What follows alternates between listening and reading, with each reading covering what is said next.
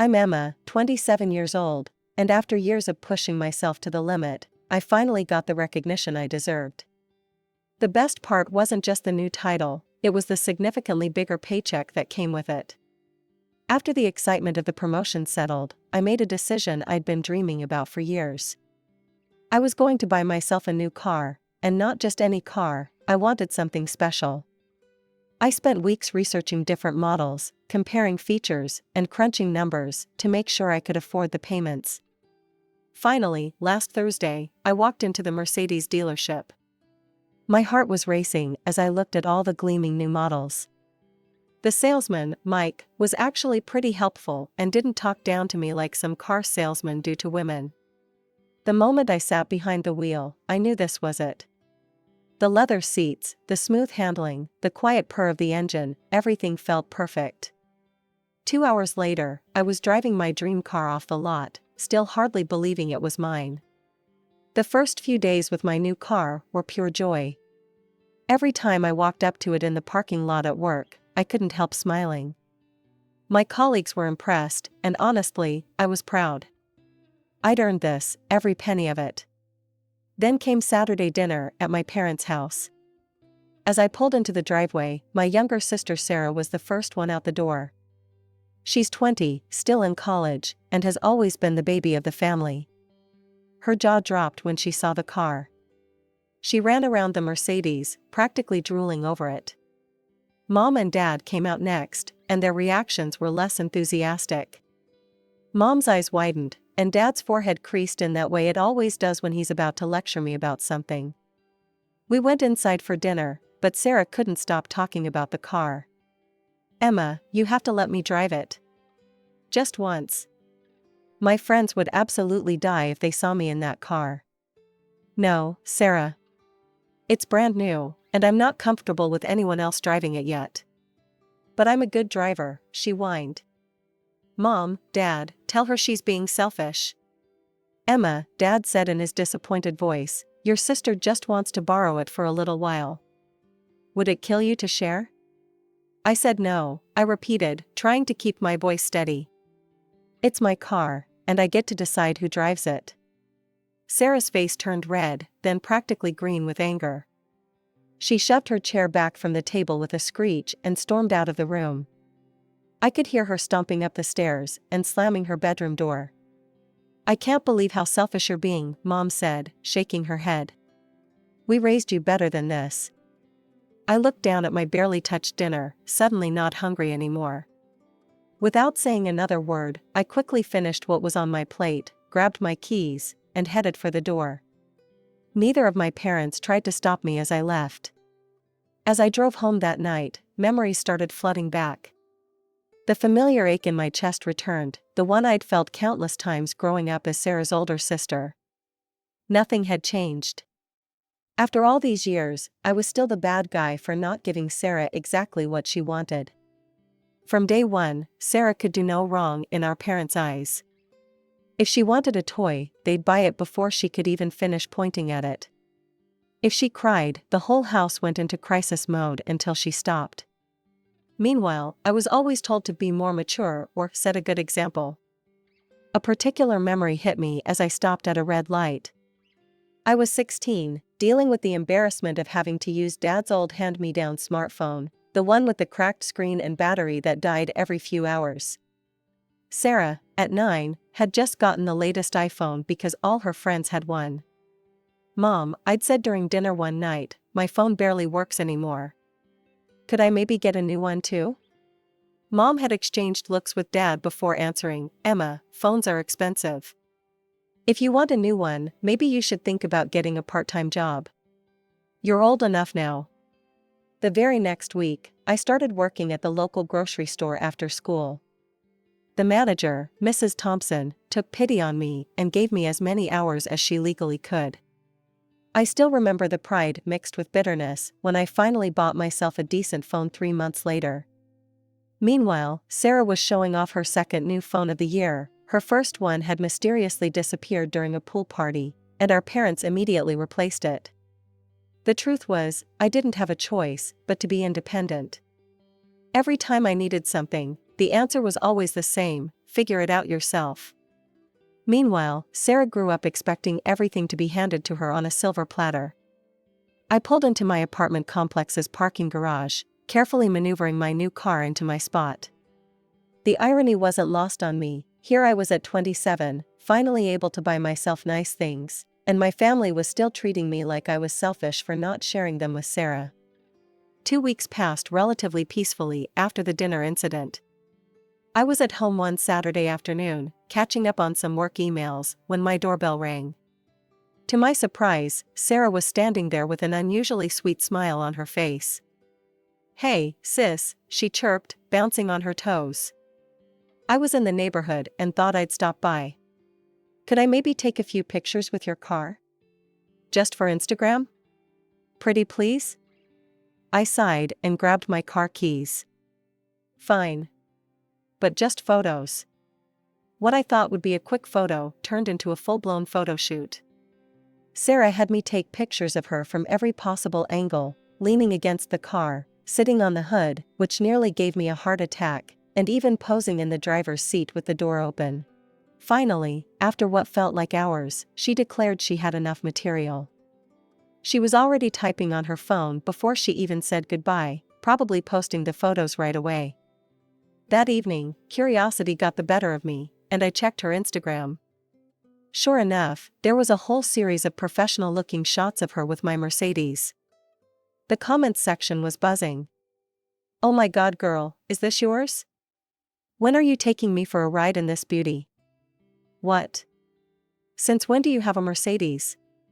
Sarah's responses were deliberately vague, everything in its time and "good things come to those who wait" and "you'll see soon enough." I rolled my eyes and closed the app. Classic Sarah, trying to make her friends think she had something she didn't. It was childish, but ultimately harmless. Or so I thought. A week later, I was packing for a business trip to Arizona. We had a major client presentation, and I was flying out with my assistant, Tom. I called Mom to let her know I'd be away for a few days, a habit I'd never quite broken. The first 2 days of the trip went well. We'd just finished our presentation and were heading back to the hotel when my phone rang. It was Mom again. I answered, expecting the usual check-in call. "Emma?" Her voice was tense. "There's been an accident." My heart stopped. "What happened? Is everyone okay?" "Sarah," Mom hesitated. "Sarah's fine, but your car, it didn't survive the crash." The words took a moment to register. "My car? What do you mean my car? How could Sarah crash my car?" There was another pause, longer this time. "Emma, that's not important right now. What's important is that Sarah needs your help. They're holding her for drunk driving. And apparently, she resisted arrest." I felt like I was in some kind of twisted nightmare. She stole my car, got drunk, crashed it, and then fought with the police? "Now, Emma," Mom jumped in, her voice taking on that familiar pleading tone, "don't be dramatic. She needs you to come home and help sort this out. She's scared and..." I hung up the phone. My hands were shaking so badly I could barely hold it. Messages started pouring in immediately, Mom, Dad, even some relatives, but I couldn't look at them. If I talked to any of them right now, I would say things that couldn't be taken back. I took a few deep breaths to steady myself before calling Tom, my assistant, who was in his hotel room working on the presentation follow-ups. I gave him a quick rundown of the essential details and the remaining tasks. Tom, bless him, didn't even hesitate. "I've got it covered. Go take care of your family situation." Next came the harder call to my boss, Richard. I explained everything, the car theft, the accident, the arrest. To my relief, he was understanding. "Family emergencies take priority," he said. "Tom's more than capable of handling things there. Book the next flight home and keep me posted." 3 hours later, I was on a plane back to town, my mind racing with worst-case scenarios. The flight felt endless, even though it was only a few hours. When I finally got to my apartment building, all I wanted was a shower and a moment to think. But the universe had other plans. The moment I opened my apartment door, the smell hit me, stale beer and cigarettes. My stomach dropped as I flipped on the lights. The place was trashed. Empty bottles littered every surface, some tipped over on my cream carpet, leaving dark stains. Cigarette butts were scattered across my coffee table, burn marks dotting the wood. Half-eaten snacks and pizza boxes were strewn everywhere. Then it hit me, the spare key. Mom had insisted on keeping one for emergencies when I first moved in. Sarah must have taken it to throw a party while she had my car. I was still standing in the middle of my ruined living room when my phone buzzed. A text from Mom, "We know you're back. Come to the house now." Fury propelled me through the 15-minute drive to my parents' house. They were waiting on the porch, both looking like they'd aged years in the past day. But any sympathy I might have felt evaporated when they started in on me the moment I stepped out of my Uber. "How dare you hang up on us?" Mom shrieked. "We've been trying to reach you for hours." I cut them off mid-rant. "Where is she?" They exchanged glances. Mom's voice dropped. "She's at the police station. They're holding her until someone posts bail." "I'm going there," I said flatly, pulling out my phone to call another taxi. "We're coming with you," Dad announced. It wasn't a request. The ride to the police station was tense. I sat in the front seat next to the driver, while my parents whispered furiously in the back. I tried to tune them out, but fragments of their conversation kept reaching me. "We need to talk to the dean. Her scholarship. Maybe if we explain it was just a mistake. She can't have this on her record." They were already plotting how to get Sarah out of this mess, how to protect her from the consequences of her actions. Just like they'd always done. "Some things never change," I thought as we walked into the station. "Sarah messes up, and everyone else is expected to fix it for her." The fluorescent lights of the police station made everything look harsh and unreal. An officer led us through to the holding cells, and there was Sarah, still wearing her party clothes from the night before, mascara streaked down her face. The moment she saw me, she gripped the cell bars and started screaming. "Emma! Finally! This is all your fault. You and your stupid car got me into this mess. Get me out of here right now." I stood there, stunned by her audacity. A police officer approached us, Officer Martinez, according to his nameplate. He had the weary look of someone who'd seen this kind of family drama too many times before. "You must be Emma Thompson," he said, checking his notepad. "The actual Emma." "What do you mean, the actual Emma?" I asked, though I had a sinking feeling I knew exactly what he meant. Officer Martinez sighed. "Well, around 2 a.m. this morning, we received multiple calls about a Mercedes being driven erratically on Palmer Street. When our officers arrived, they found the car wrapped around a telephone pole. Your sister and 3 friends were there, all clearly intoxicated." He flipped a page in his notebook. "According to witnesses, they'd been racing down residential streets, music blasting, hanging out the windows. When we tried to arrest her, she claimed she was Emma Thompson and that it was her car. She became quite aggressive with the officers." I turned to her, my voice shaking with anger. "Why did you tell them you were me?" Sarah rolled her eyes and shrugged, like this was all some minor inconvenience. "Well, it was your car. You should be the one dealing with this mess." "Dealing with," I started, but Mom cut me off. "Emma, honey," she said in that tone that always meant I was about to be guilted into something. "What's important now is getting Sarah out of here. We need you to pay her bail." Officer Martinez cleared his throat. "There's also the matter of the damaged property and the medical bills," Dad jumped in. "The other girl, Katie, she's in the hospital. Her parents are threatening to sue." "They won't sue if we handle this quickly," Mom added urgently.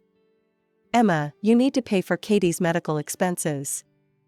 We can't let this go to court." The officer nodded grimly. "Yes, Miss Thompson.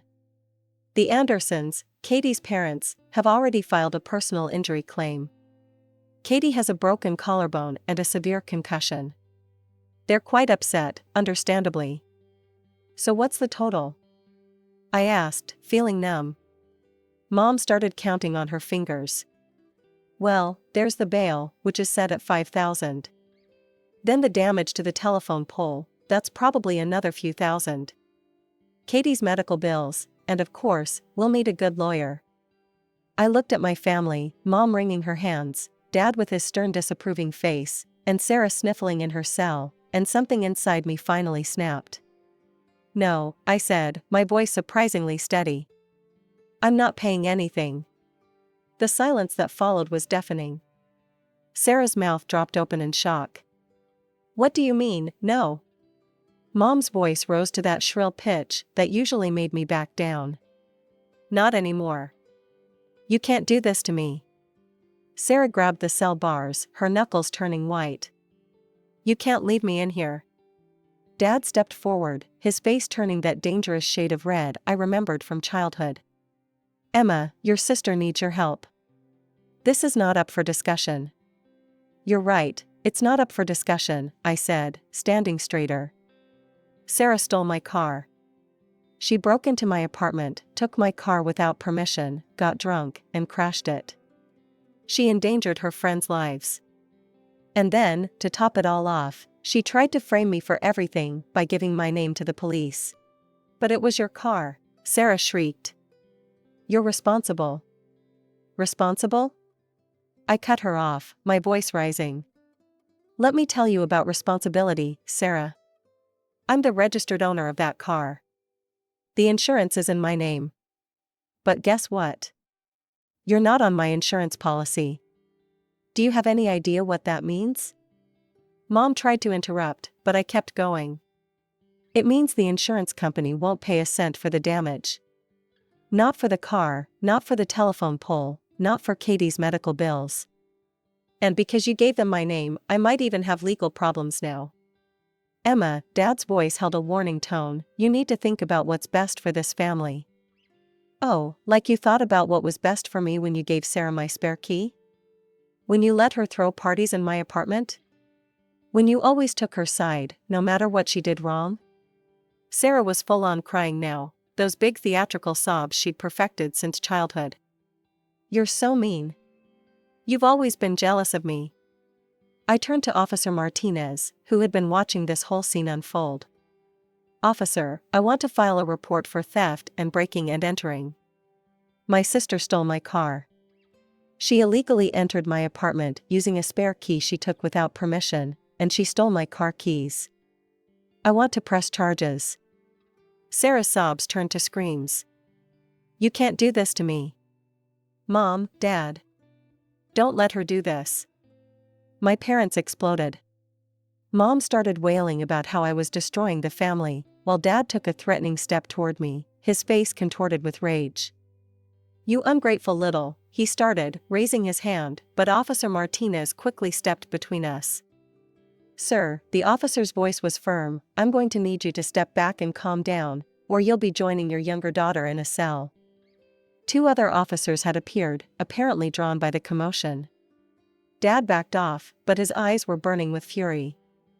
Officer Martinez, I said, my voice shaking slightly but determined, I'd like to make that official statement about the theft now. Officer Martinez led me to his office. He pulled out a form and slid it across to me. My hand shook slightly as I began writing. I detailed everything, how Sarah had accessed my apartment using a stolen spare key, how she'd taken my car keys without permission, how she'd driven drunk and crashed my car, injured her friend, and then tried to pin everything on me by giving my name to the police. When I finally left the police station, the parking lot was empty, my parents' car was gone. A mix of relief and something else, something heavier, settled in my chest. They'd left without even trying to talk to me again. Somehow, that said everything. I called an Uber, constantly checking over my shoulder during the ride home. Part of me expected to see my parents' car following me, or to find them waiting outside my apartment building. But the street was quiet when I arrived. Still, I couldn't shake the feeling of vulnerability. My apartment didn't feel safe anymore, not when I knew Sarah had been able to walk right in whenever she wanted. I called my landlady, Angela, hoping she'd understand. "Angela? I'm so sorry to bother you this late, but I have a serious situation." I explained everything: the stolen key, the party, the car theft. "Would it be possible to change the locks?" "I'll pay for everything, of course." "Oh honey, of course." Angela's voice was warm with concern. "I'll call Joe right now, he's our regular locksmith. He can be there within the hour." True to her word, Joe arrived quickly and changed all the locks. I watched him work, feeling some of my anxiety ease with each turn of his tools. When he finished, he handed me the only copies of the new keys. Next, I went down to talk to Marcus, our building's concierge. He'd always been friendly to me, and now his face darkened with concern as I explained the situation. "I need to make sure my parents and sister aren't allowed into the building," I said. "Under any circumstances." I barely slept that night, jumping at every sound outside my window. When my phone rang early the next morning, I was already awake. It was my insurance company. "Ms. Thompson," the agent's voice was professional, but cold. "I'm calling about the incident with your Mercedes. According to the police report, the driver was intoxicated and not listed on your policy." "That's right," I said. "My sister stole my car. I've filed charges." Nevertheless, she continued, "due to the circumstances, the DUI, the injury to a passenger, the property damage, I regret to inform you that we won't be able to cover any of the damages. Furthermore, this incident will affect your insurance rating going forward." I hung up and sat on my couch, anger building inside me all over again. Sarah hadn't just destroyed my car, she'd created a domino effect of problems that would follow me for years. My insurance rates would skyrocket if I could get coverage at all. There might be legal issues, because she'd used my identity. And now Katie's parents might sue, thinking I was somehow responsible, because it was my car. I knew I had to call Katie's parents. The Andersons had known me since high school. Katie and I had taken dance classes together, and I'd even babysat her a few times before college. They deserved to hear the truth from me directly. My hands trembled as I dialed Mrs. Anderson's number. She answered on the second ring. "Mrs. Anderson, I need to tell you everything that happened," I said, and then I did. I told her about Sarah stealing my car, about the party in my apartment where they'd all been drinking, including Katie, and about how Sarah had tried to pin everything on me. When I finished, I heard Mr. Anderson sigh heavily in the background. They had me on speaker. "Emma," he said, "we're not going to pursue any legal action against you. But we will be suing your sister. Katie's medical bills are substantial, and her recovery will take months." 2 days later, I heard through my aunt that my parents had borrowed money from various family members to bail Sarah out. Then I saw my mother's Facebook post. "A daughter's true colors show in times of crisis. When your own sister refuses to help you in your darkest hour, it breaks a mother's heart. Family should always come first."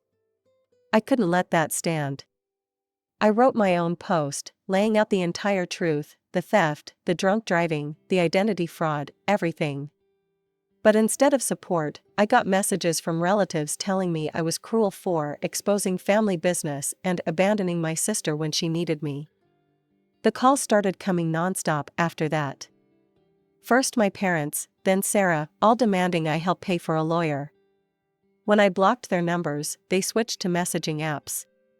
When I blocked those, they started showing up at my apartment. Thank God for Marcus, my building's concierge. He turned them away every time, but I knew I couldn't live like this forever. I found a new apartment across town, in a secure building with good security.